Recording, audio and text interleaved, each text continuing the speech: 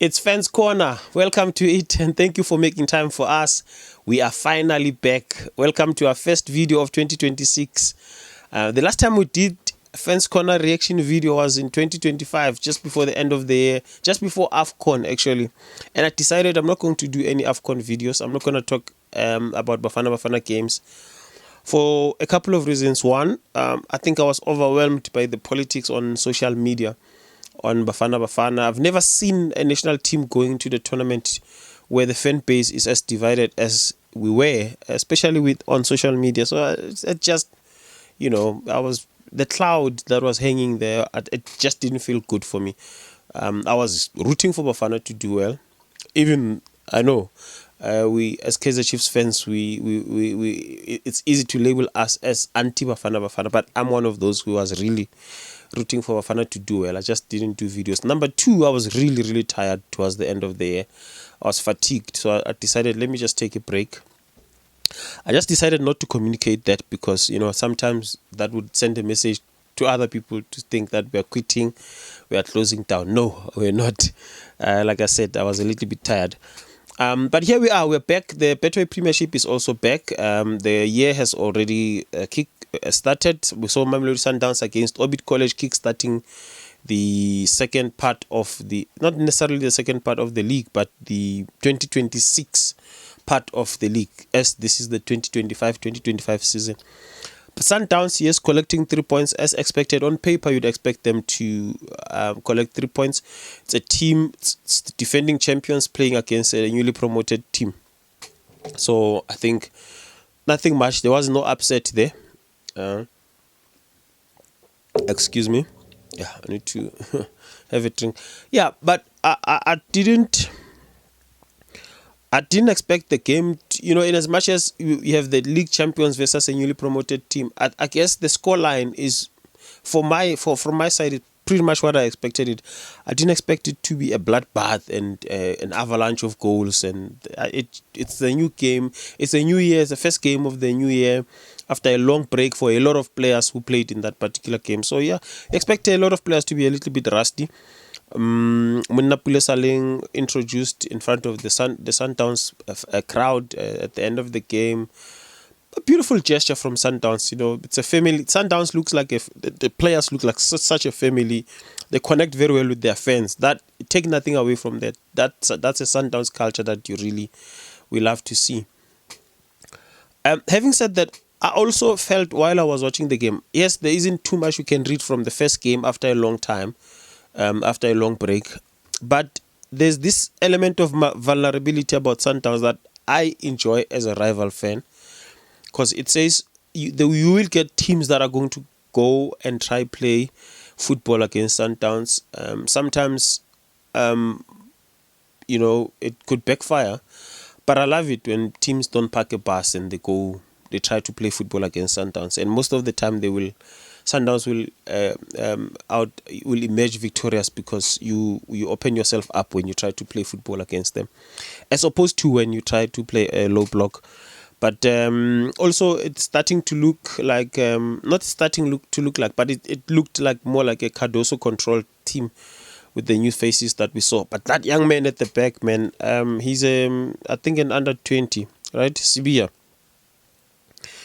That young man has a future. 19-year-old. I see here he was born in 2006.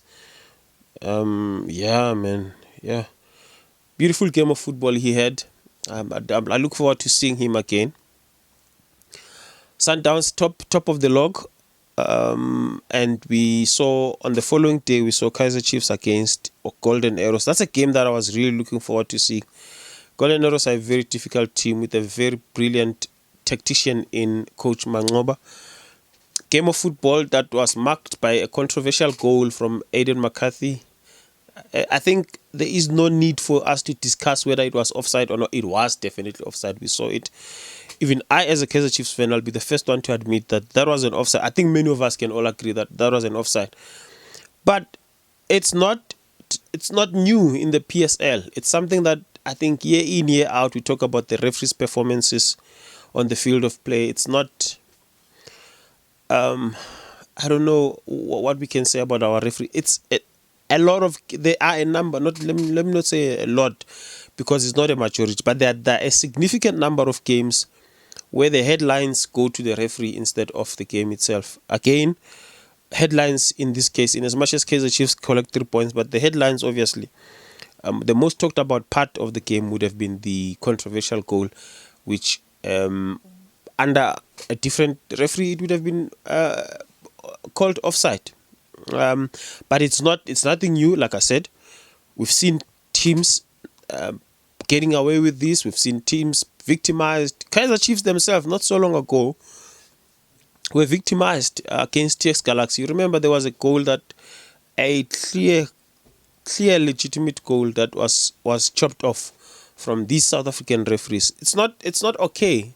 We've spoken about this so many times. Yes, it's not okay, but it happens. It's just that when it happens in a game involving Chiefs, the volume will be very high because of the number of supporters that this team has, and also the number of supporters that don't like Kaizer Chiefs. So it's going to be there'll be a lot of people who are going to be very vocal. Yes, amongst them it would definitely be the coach, the Golden Arrows coach, Coach Mangoba.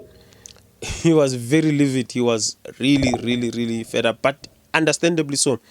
I just feel like he, together with he and a couple of other coaches actually, one of the ones who stand out is the former Stellenbosch coach Steve Barker. Those two coaches don't like losing against Kaizer Chiefs, even if it's not about the controversial goal. The things that they say generally after the game, you'll hear that they really don't like losing against Kaizer Chiefs. But what he spoke about in terms of the VAR, I want to comment more on that. That we seem to be living under this illusion, and I'm going to call it an illusion, not in a negative way, but it's a delusion in a sense that we think that if we are to introduce VAR, all our problems will disappear. And personally, I feel like no, that's not going to be the case. Yes, we can get VAR, right? We are likely going to get it, but I don't think it's going to make our problem disappear. If you watch other leagues, I'm going to make the most famous league as an example, the English Premier League. Watch the English Premier League week in and week out and check how many times fans complain about the VAR. So even in the presence of VAR, there will be controversial decisions. I don't think the introduction might, make obvious cases such as the goal, that goal from McCarthy to be disallowed. But there will be even more controversy because of VAR. One of the reasons, we did a video a couple of seasons ago, I think it was the 2023-24 season. Yeah, it could have been the 24-25 season. I did a video with a friend of mine, Lungelo, Mr. Halagasha. Check him out. His channel is Halagasha, on Halagasha TV here on YouTube, and also other on socials. I made a point to him at the time we're discussing this. I said, I had watched over the weekend. There was a controversial decision that had been taken by referees. Then I watched SABC, Victor Hlungwane explaining the same decision, and his conclusion was different. I think it was about a red card. Yeah, I think it involved a red card, yes. He said clear red card. Then I watched Mr. Spot On, Ace. These are two former referees of the beautiful game in South Africa, in Victor Hlungwane and Ace Ngobo, who is on another TV show, another TV station at Super Sports. At the time he was at Super Sports. I'm not sure if he's still there. Explaining the same incident, and he said no. So his conclusion was different from that one of Victor Hlungwane. Why am I bringing this one up? I'm bringing this up because VAR means now you are going to employ even more officials, right? There will be officials who are sitting behind the monitor, okay, taking decisions, not taking decisions, but advising the referee who's on the field of play. But here you have two highly qualified referees in Victor Hlungwane, Ace Ngobo. Both of them are interpreting the same incident opposite in different ways. They come to the two different conclusions. What then makes you think that the same thing won't happen with the current active referees, when one will be in the booth, in the VAR booth behind the screen, advising the other one on the field of play? I think the interpretation there again might be different. So we might find decisions that are controversial from VAR again, and we must be prepared for that even when we bring VAR. There will be goals that are proper goals, and they will be reviewed. There will be things that are... So even as much as we want VAR, I think we must also be prepared for the other controversy that comes with VAR, because we've seen in countries that have VAR, like I've made an example of the English Premier League with VAR, but there's still a lot of controversies week in and week out. Having said that, yes, we still want to see VAR and see how it's going to work in South Africa, but let's not expect it to work miracles. It's definitely going to be it will take some getting used to, one, and number two, it won't be perfect. Just like, as long as there's a human being involved, it still won't be perfect. Okay, so yeah, the first video of the year, we're already talking about referees and VAR and the likes. But yeah, this is our first video, and the narrative that I like the most right now on social media is the one where fans are saying a struggling Kaizer Chiefs is 2 points behind a high-flying Mamelodi Sundowns log leaders. But obviously, we can't really say Sundowns is high-flying, because they haven't been as good as they were in other seasons. They are a little bit, they are a shadow of them, their former selves. So it remains to be seen what this is going to look like. Right now, I think, in as much as we don't want to admit it, but I think we are looking at a 3-horse race. If we put Skukune there, if we decide Skukune United is also on the race, we'll probably look at a 4-horse race. Yeah, by extension. I don't want to include the likes of Galaxy. Galaxy, as I'm recording now, Galaxy is playing and they're winning, but they're on 15 games and the other teams are less than that. So I don't think we can actually include them. But it looks like it's going to be a very entertaining one.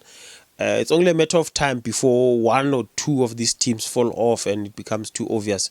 I don't think it's going to go to the wire, but I'd like it to go to the wire, to the last game. You know, it's always nice to watch the last game of the season and you still don't know who's going to win the league. It will be nice. Sundowns has been really running away with it for almost a decade now. Every year, by the last game, the league has already been won. Yes, there was that year when Kaizer Chiefs was at the top and they were dethroned on the very last day. Still painful up to this day, but I think I'd like to see something like that again. Not the pain, but the champions being crowned on the very, very last day of the league season. Thank you so much, guys, for making time for us. Again, it's Fans Corner. We are going to be looking at the games, the upcoming games. We are back now. We'll also be doing watch-alongs. We've got a different setup now. Probably be doing some watch-alongs. Please make sure that you join us when we start doing that. Otherwise, this has been Fans Corner. Thank you so much for making time for us. We meet again in the next one.